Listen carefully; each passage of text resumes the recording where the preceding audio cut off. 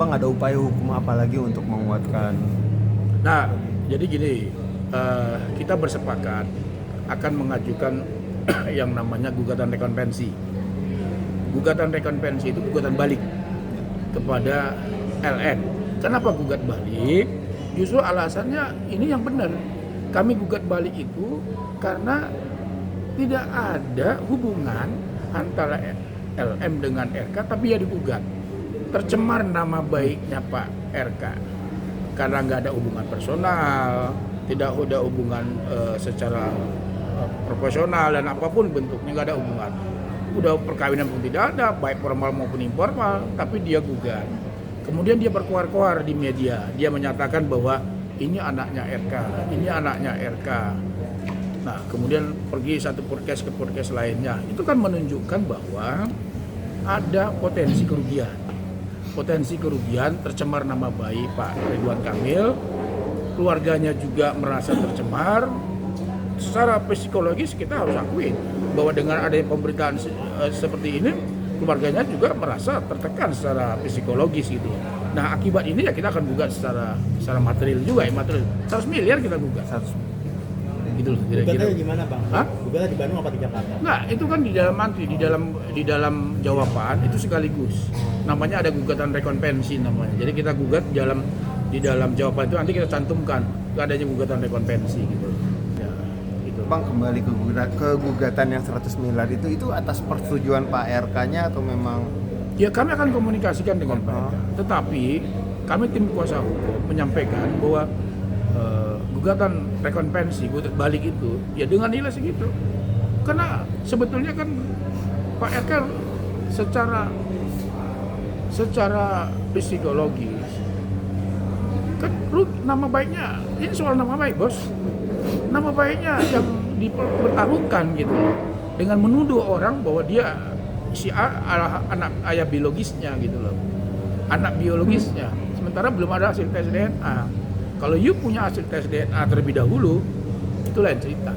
Tapi kalau belum, nah maka dia tuntut kan. Tapi dia ngomong bahwa itu anak biologisnya. Ini yang saya katakan tadi bertentangan satu dengan yang lainnya. Gitu loh. Mungkin udah ada komunikasi dengan Pak RK kemarin, apa yang dibicarakan ke Pak RK?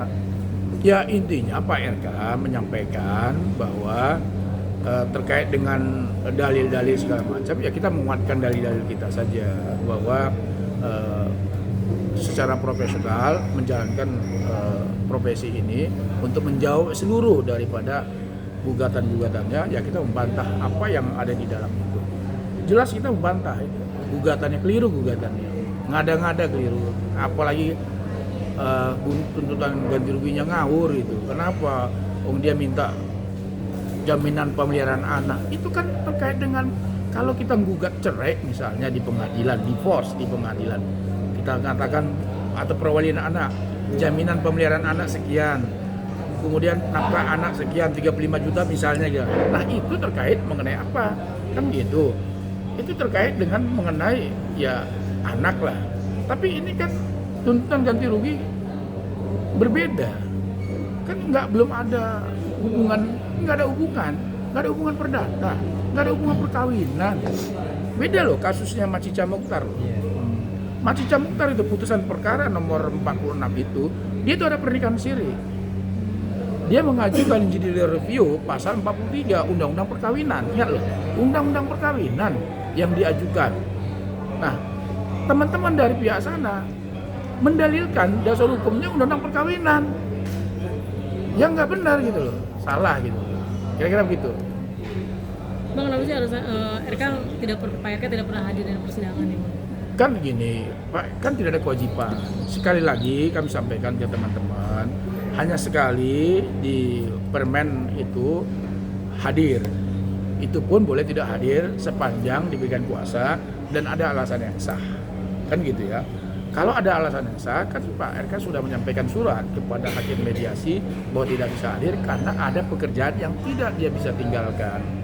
Nah, tentu alasan itu sudah jelas. Kalau dari pihak sana selalu berkoar-koar, mempermasalahkan itu hak dia. Tapi yang sudah pasti kasus ini sudah berjalan seperti apa adanya dan ya rule of the game lah bahasanya gitu, sesuai dengan prosedural. Berarti minggu depan agendanya apa Bang?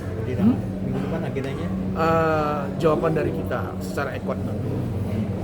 Bang, tapi udah dengar belum sih Bang statement kalau LM tuh kalau sidang tuh berharap Pak RK datang mau cium tangannya, kata udah sempet dengar kayak gitu. Ya enggak lah, saya kira ya mungkin dia apa namanya basa-basi kali itu. Enggak mungkin. Ya itu saya kira itu hadiah, tapi itu sesuatu yang tidak mungkin lah. Karena hubungan ngapain cium tangan gitu.